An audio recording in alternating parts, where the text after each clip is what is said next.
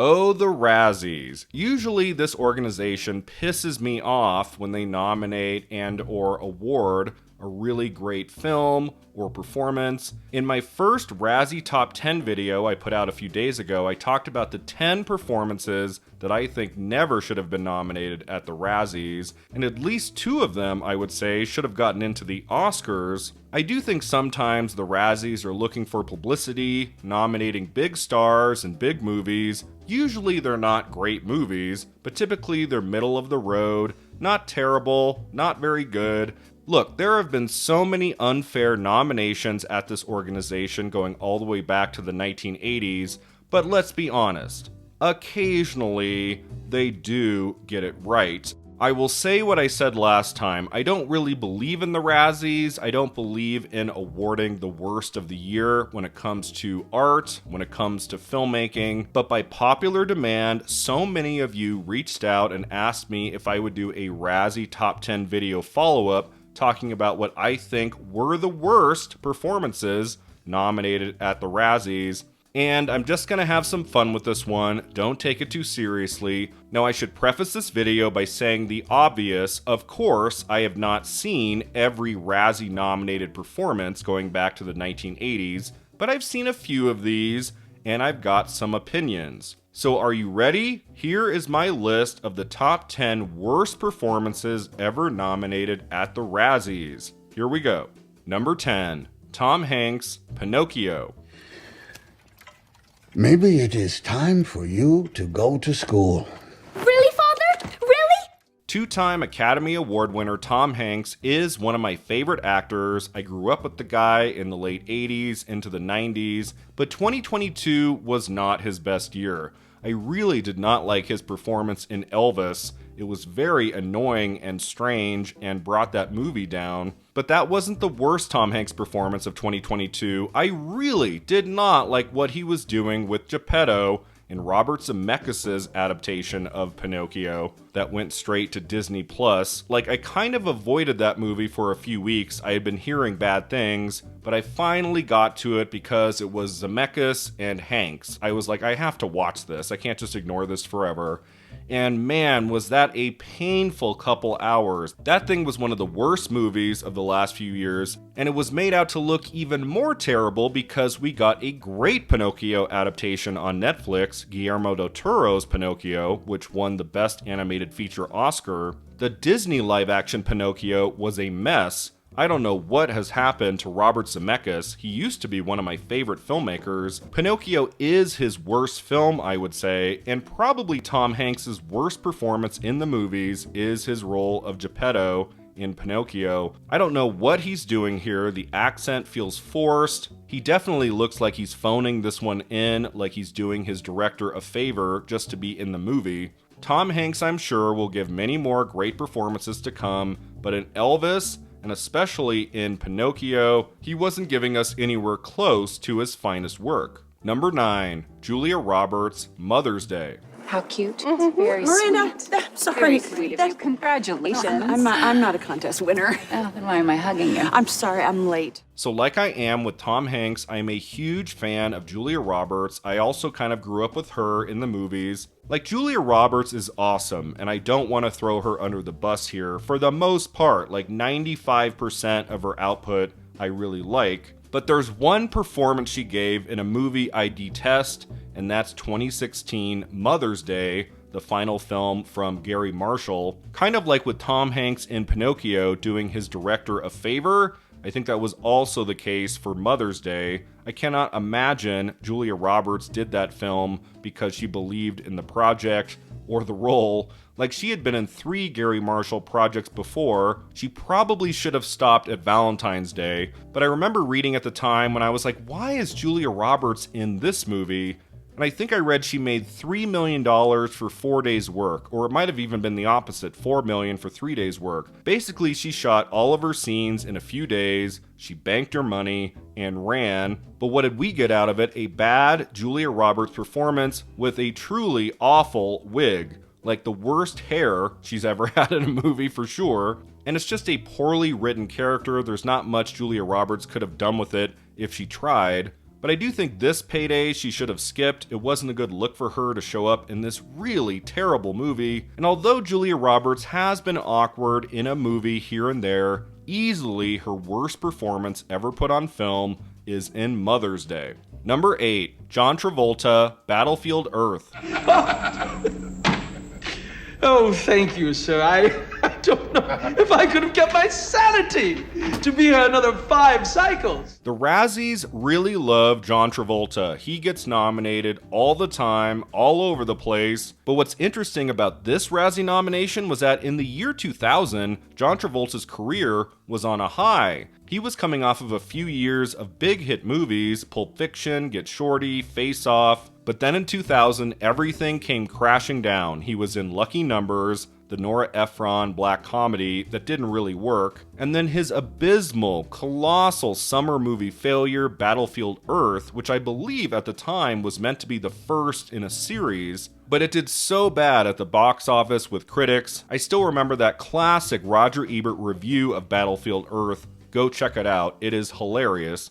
So yeah, I still remember seeing this movie in a theater opening night with a pretty big crowd. I was with some friends, but I remember at about the half-hour mark just slumping down in my seat, being like, this is gonna be a long couple hours because this movie does not work. It is ugly to look at, and John Travolta as the villain, it was just weird and cringy and did not work at all. Now, he is not phoning this performance in. I believe he had a lot of passion for the book, L. Ron Hubbard, Scientology, hello, and he wanted to give this project everything he had, including in his performance, so he's going for it here. He's trying, but the movie is a failure and his performance is a failure. I have enjoyed John Travolta in so many things. I don't believe he needed to get as many Razzie nominations throughout the years as he did, but if there was going to be one that he truly deserved, it would have been for Battlefield Earth. Number 7, James Corden, Cats. That's what I say to you. Okay? Now listen, you'll never get me up there on your own, so let's gather up a few more of the cats. So I don't know if I ever mentioned this on the channel before, but I really hate the movie Cats, the 2019 musical adaptation, which many people also don't like. I didn't see it in the theater. I watched it at home a few months after it had opened, and I went into it with an open mind, and kind of like with Battlefield Earth, it was like 20 minutes in, 30 minutes in, and the realization that I was watching a mega stinker settled in, and I somehow made it all the way to the end of the movie. But that was a tough watch, unlike most bad films I've seen in the last 5 years. Cats is horrendous. I don't know how people like it. I have a couple friends who really dig it, and I'm like, okay, I am not that person. I do not want to ever watch this movie again. And most of the performances in Cats are pretty terrible. Not all of them. I think some of them are trying. I like the Ian McKellen performance, for example. But James Corden, like, this guy kind of annoys me, honestly, just on a general level. Like, especially in the movies, The Prom comes to mind, and then his turn in Cats was just like stomach churning. I was just like, no. Like, this is not working. Like, get me to the next scene and get me to the end credits of this movie. James Corden is not the greatest actor, and when it comes to a movie like Cats, his participation is not necessarily welcome. So this Razzie nomination for Corden, like, it's fine. I'm not going to complain about it. Number 6, Tom Arnold, The Stupids. Well, to tell you the truth, I'm my own grandpa. Okay, so there are bad movies, and then there are truly awful movies. When I was younger, I liked pretty much everything. I remember my dad on occasion would look at me and be like, "You liked that movie? Jesus." I was a pretty easy critic, but that was not the case with 1996's The Stupids.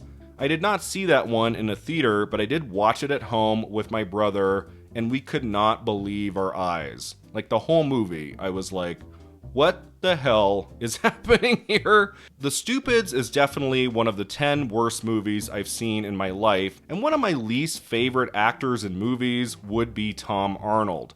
I like him in True Lies. That's a great movie. He's funny in it. But then his follow-up projects just got worse and worse. Like by the end of 1996, Tom Arnold was in comedy movie hell, and the worst of them was The Stupids, directed by John Landis, of all people. And I guess the one thing you could say about it is that Tom Arnold is not phoning in that performance. Like, he's trying, I guess. You kind of have to try to make anything in that movie work. But it is easily one of the worst, most annoying comedies ever made, and Tom Arnold is very annoying in it. Just painful, absolutely painful. Number 5, Pauly Shore, Biodome. Well, could you at least make it taste like chicken? Little bouillon base, paprika, spice it up a little? So kind of like Tom Arnold, Pauly Shore was a comedic actor in the mid-90s who I did not like at all. And yeah, I mean, Biodome and The Stupids would make the ultimate awful double feature of 96. It makes sense, I guess, at the 97 Razzies that Tom Arnold and Pauly Shore tied for Worst Actor. Now, I had a couple friends at the time who liked Biodome. You might like that movie, I don't know. But at the time, I despised Biodome, and I gave it my rare no-star rating. I just always found Pauly Shore a very annoying actor, and if he had good material, like he has in Encino Man, like, he can be fine. But when he's like the lead of a movie and the plot is stupid and the jokes don't work, like, that is a long 90 minutes, and Biodome just gave me a headache, honestly. I hated that movie. So Pauly Shore, Razzie award-winning actor, like, I'll be okay with that one. Number 4, Lorraine Gary, Jaws the Revenge. I didn't mean to start all of this. I feel like such a grandma. Come on, I'll show you around. Another all-timer awful movie that I think everyone agrees is one of the worst movies of all time. I mean, talk about a terrible sequel. Jaws the Revenge is so bad on so many levels. The shark looks ridiculous, the special effects are bad, the quote-unquote plot is so silly, and the performances by everybody are terrible. I mean, even Michael Caine, who could not show up to accept his Academy Award win for Hannah and Her Sisters because he was shooting Jaws the Revenge, is not very good in this movie. And the lead actress, Lorraine Gary, who was in the original Jaws by Steven Spielberg, she is excellent in 1975's Jaws, but then we get to 1987's Jaws the Revenge, and things have gone very south. I believe I watched an interview with her once where she said, hey, I got a good payday. You know, like she did Jaws the Revenge for the money, clearly, and the screenplay gives her nothing to work with. It's not really Lorraine Gary's fault, but this is a very bad performance that's mostly her just like looking off towards the water, kind of ominously. She's waking up from one bad dream after another, and Lorraine Gary as a lead in a movie just doesn't have the presence to carry any of this off. Jaws the Revenge is as bad as sequels get. It makes sense that we have not seen another Jaws movie since 1987, and Lorraine Gary, I'm sorry, you get to be on this list too. Number 3, Steven Seagal, Fire Down Below. We've got you on extortion, conspiracy to commit murder, murder and racketeering. We're talking 30 years. That's ugly. All right, now we get to my one movie of 1997 that I gave 0 stars to. This is the only movie I have a memory of watching in a movie theater that was so god-awful, eventually I closed my eyes and tried to go to sleep. I was 12 years old, I couldn't drive myself home yet, and my dad seemed to be into the movie, kind of, so I had to like keep watching it, and it was so bad, so boring, so obnoxious. I hated every second of Fire Down Below that I tried to will myself to sleep and hopefully not wake up until the end credits. Of course, I was not able to sleep, and I ended up watching the entire movie. Steven Seagal, I always thought, was a pretty bad actor. He had a couple good movies here and there. Under Siege from 1992 is pretty strong. But when we got to Fire Down Below, I was like, okay, this is the end of the road for me with Steven Seagal. I'm done. So when I was looking at the Razzie nomination list and I saw his name in that movie, man, I was just like taken back immediately to that horrible movie-going experience I had in early September 1997. That was a rough one. Steven Seagal's Razzie nomination can stay. Number 2, Adam Sandler, Jack and Jill. Oh my God, that means so much to me. Why didn't I use my twin powers to know that? Oh boy, Adam Sandler. In the 90s, he was one of my favorites. Billy Madison, Happy Gilmore, The Waterboy. Like, these were hilarious comedies I enjoyed then and I still enjoy today. But there's also been the other side to Adam Sandler, the really terrible comedies he kept pumping out for many, many years. There are the many films he has made for Netflix in the last few years that, for the most part, yikes. But then there was 2011 and Jack and Jill. I could not believe my eyes just watching the trailer for this movie. I was like, what has happened to Adam Sandler? So yeah, I did not see that one in a theater, but months later, mostly because of the Al Pacino performance, I was kind of intrigued. So I did end up watching it one night, and oh my God, Jack and Jill is a horrendous movie. It is not funny. It is annoying as hell. And having to endure Adam Sandler's performance as the sister, as the woman, is just too much, I think, for anybody to handle. I've really disliked or hated many of his comedies of the last 20 years, but Jack and Jill is the low point. That's the bottom of the barrel, and the Razzies love to nominate Sandler over and over and over again throughout the decades, kind of like with John Travolta, and many of them I would say are unfair, especially those nominations in the 90s. But Jack and Jill, oh my God, that is a bad film, a bad performance. That is a completely fair Razzie nomination and win for Worst Actor. Okay, so before I get to my number one choice, a few runners up. Dan Aykroyd, Caddyshack 2. Caddyshack 2 is a very annoying comedy that played on cable all the time when I was growing up, so I actually saw that one before I saw the original Caddyshack. I guess I don't hate it as much as a lot of others do, but the one performance in that movie I can't stand is Dan Aykroyd toward the end, a very annoying performance. Eddie Murphy, The Adventures of Pluto Nash. 2002 was not a kind year for Eddie Murphy fans. He had 3 movies. They were Showtime, I Spy, and the colossal box office disaster, The Adventures of Pluto Nash. I don't know why, but eventually I did rent that movie out of curiosity, I guess, and it's a terrible movie. He's phoning in that performance. It's not very good. Burt Reynolds, Cop and a Half, another classic Roger Ebert review. This one, the televised review between Ebert and Gene Siskel. Their back and forth about this movie got me to eventually watch it at some point. And yeah, the boy in the movie is fine. It's not the worst movie ever made, but the Burt Reynolds performance, he is so tired in that movie. It's clear in every frame he doesn't want to be there, and it is a very bad performance. Mike Myers, the Love Guru. This is another actor I adored in the 90s, like everything he gave us on SNL, Wayne's World 1 and 2, So I Married an Axe Murderer, the 3 Austin Powers movies